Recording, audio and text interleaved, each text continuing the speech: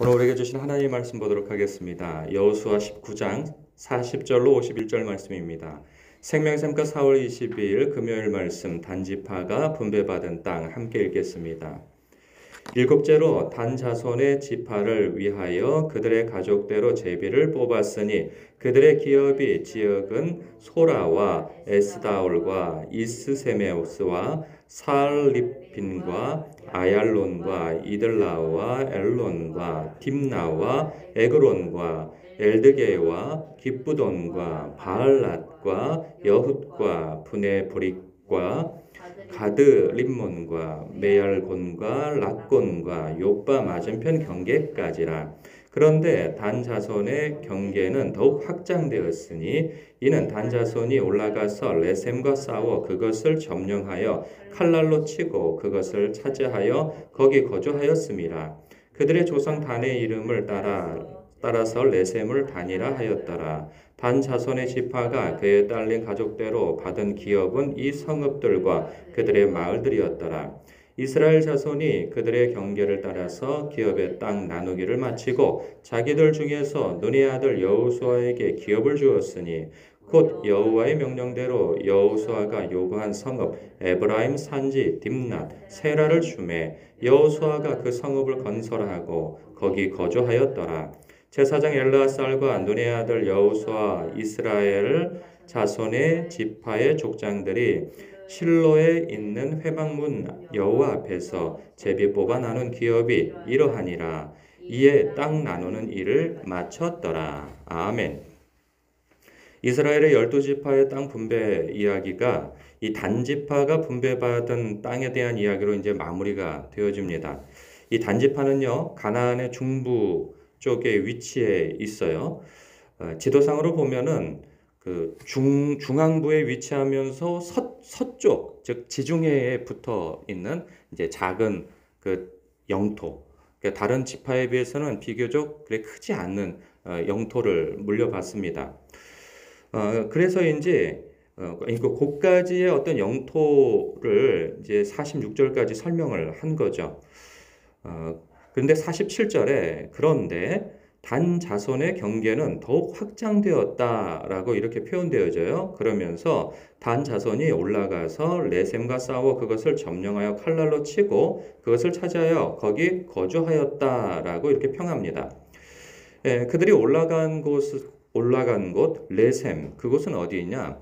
단지파가 물려받은 땅, 하나님으로부터 그 분배받은 땅은 이 중앙부에 위치했다고 그랬어요. 그런데 여기에 레셈이라고 하는 그 지역은 가나안 지역에서 최북단이에요. 최북단.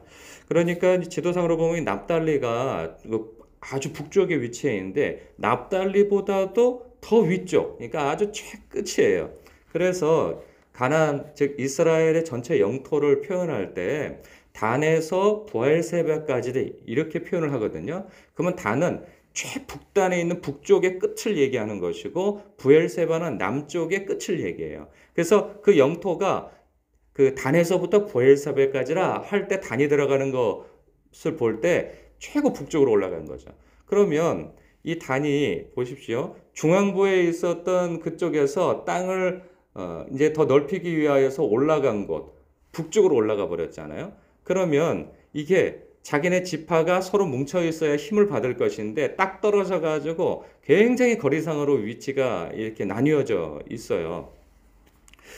이게 이 내막을 보면 어떠한가 보면 이 47절에서 그들이 분배받은 땅을 이렇게 얻고 난 이후에 더 넓은 땅을 차지하기 위하여서 레셀이라고 하는 그 지역, 레셈과 싸워서 더 넓혀갔다. 굉장히 긍정적으로 표현되어져 있지만 이 실제로는 내막을 보면 그렇지가 않아요. 어디를 보면 알 수 있냐면 사사기를 보면 사사기 1장 마지막 부분에 그 땅을 각 지파가 땅을 분배받은 이후에 그곳을 점령하지 못한 이야기를 한 줄씩 달아놓거든요. 근데 거기에서 이렇게 얘기가 되어 있어요. 아모리 사람이 단자손을 산지로 몰아넣고 골짜기에 내려오기를 용납하지 아니하였다. 그래요. 그러니까 그들이 물려받은 땅을, 그러니까 분배받은 땅인 이 중앙부에 있는 이 서쪽에 그 아모리 족속이 위치하고 있는 거죠. 땅을 분배받았다고 해서 그냥 그 땅이 통째로 다 들어온 건 아니에요. 가서 이제 그 싸워서 그들을 물리쳐야 되는 거죠. 그런데 그 과정 속에서 아모리 족속이 이미 그 자리를 가나안 족속이 잡고 있고, 그리고 또 누가 있냐면 블레셋 족속이 있어요. 이 둘 다 호전적이고 만만한 족속이 아니란 말이죠. 그런데 하나님께서는 분명히 말씀하신 게 뭡니까? 그 땅을 차지하라는 거예요. 내가 너희와 함께 할 것이니 너희는 두려워하지 말고 차지하라는 것이 하나님의 명확한 약속의 말씀이었고 명령이었단 말이죠. 그런데 아니 좀 차지하려고 싸워보니 만만한 상대가 아니에요. 그러니까 무슨 마음이 드냐? 아, 쟤네들은 안 되겠다 하고 둘러본 거죠. 이미 땅을 다른 지파들이 다 차지했어요. 찾다 만만한 상대를 찾았는데 그게 어디냐면은 바로 레셈이에요. 레셈. 저 북쪽에. 찾고 찾아서 올라간 게 저 북쪽. 아, 쟤네들하고는 만만하다. 아, 싸울 만하다 해서 싸워서 그들 땅을, 그들은 뭐 군사도 없고 평화로운 성도 없어요. 그러니까는 딱 정탐해서 보니까 어이구 저놈들은 그냥 우리가 땅 따먹게 할 수 있겠는데 해서 실제로 쳐들어갔더니 그냥 무방비 상태로 있다 그들은 그냥 다 전멸을 하고 그 땅을 쉽게 얻어내요. 정말 너무나도 쉽게 얻어낸 거죠. 그래서 차지한 땅이 이 레셈이라고 하는 땅이에요. 그러니까 이곳이 최북단에 위치한 거죠. 근데요, 이게 역사적으로 보면은 그 북단에 있는 그곳이 얼마나 차지하기에는 쉬웠는데 유지하기란 굉장히 어렵습니다. 왜냐하면 북쪽에 위치해 있잖아요. 경계선 그 위쪽에 강대국들이 다 모여 있어요. 그러니 그 경계선의 무방비 상태로 오히려 거기에서 부침을 당하게 되죠. 이민족에 의해서 굉장히 어려움을 당합니다. 어려움을 당할 뿐만 아니라 이 경계선이 저 북쪽의 이방 민족들은 또 우상 숭배를 많이 한단 말이죠. 그 우상 숭배하는 것에 또 노출되어지고, 그래서 나중에 그 단지파가 없어질 뿐만 아니라 그 통일 왕국 이후에 분열 왕국이 되어질 때 불명예를 안게 되죠. 왜냐하면 그때 그 여로보암 왕이 최북단에다가 무엇을 두냐면 황금 송아지를 두어요. 그러니까 저 남쪽에 유다 지파로 넘나들지 못하도록 북쪽에 있는 사람들은 저 북쪽에서 제사 드리고 남쪽에 그 중부 지방의 베델에다가 이제 또 황금 송아지를 두는데 이 단지파에다가 그 황금 송아지를 둔단 말이죠. 그러니까 이렇게 우상 숭배에 빠지게 되어져요.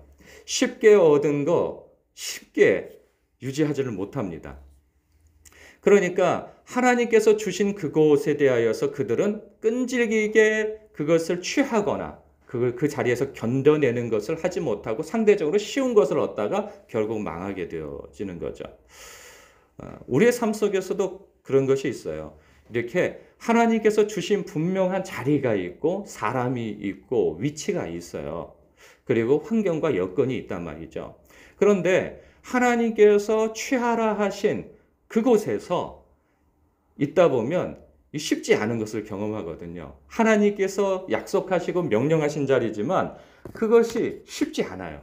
사람도 쉽지 않고 환경과 여건도 쉽지 않고 모든 것이 쉽지 않아요. 그럼 사람의 마음은 어디로 향하게 돼 있어요? 그 자리에서 견뎌내고 그 자리에서 하나님께서 다른 말씀이 있으실 때까지 어떤 하나님의 뜻대로 그 일들을 행하기 이전에 눈이 다른 데로 돌아간다는 거죠.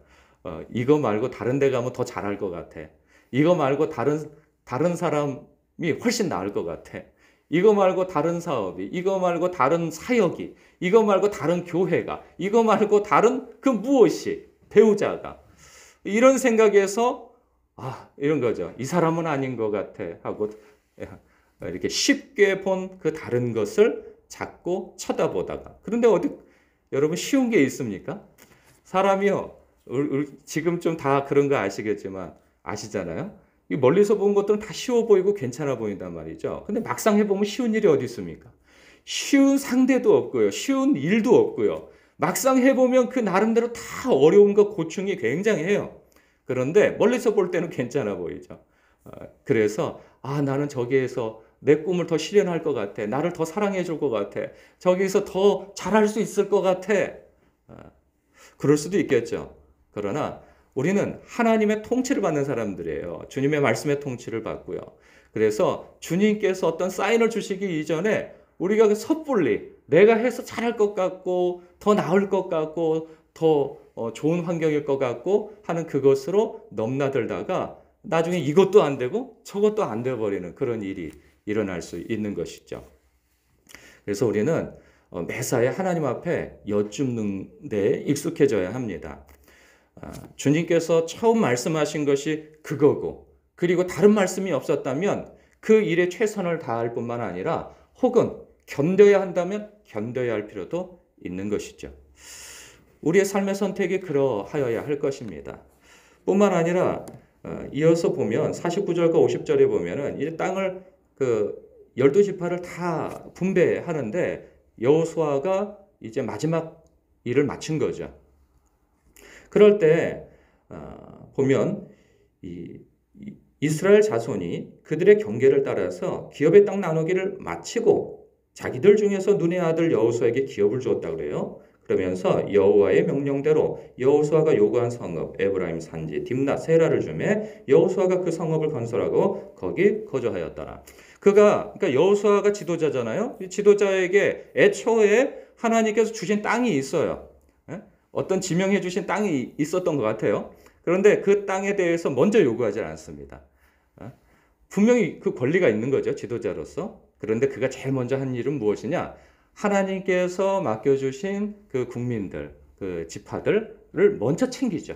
지도자로서 먼저 챙기고 최선을 다해서 그들이 취할 것들을 다 취하도록 다 분배를 하고 그 이후에 마지막에 이제 자기 것을 챙기는데 그 챙기는 것을 스스로 챙기기보다는 보니까 이러죠. 이스라엘 자손이 그들의 경계를 따라서 기업의 땅 나누기를 마치고 자기들 중에서 눈의 아들 여호수아에게 기업을 주었다. 자기들 중에 자기들 땅 영토 안에 있는 것을 주었다는 거죠. 그러니까 이것은 굉장히 이렇게 순리대로 되어진 거예요. 여호수아 편에서는 권리가 있지만 그 권리를 주장하지 않고, 그리고 이스라엘 백성들은 그 지도자가 자기들 거를 충분히 챙겨주었다는 것에 대한 고마운 마음이 있기 때문에 또한 자기 지도자가 챙기는 것에 대해서 자기의 땅을 솔선수범하여서 내주고, 이런 것이 너무 매끄럽잖아요. 그러니까 지도자는 그런 국민을 먼저 챙기고 국민은 지도자를 존중하고 인정하는 마음에서 또 지도자를 챙기고, 이게 너무 아름다운 모습이에요. 교회도 그렇고 직장도 그렇고 가정도 그렇고 제일 문제되어지는 것이 무엇입니까? 내 것을 먼저 챙기려고 하다 보니까 문제잖아요. 나를 먼저 세우려고 하니까 문제인 거죠.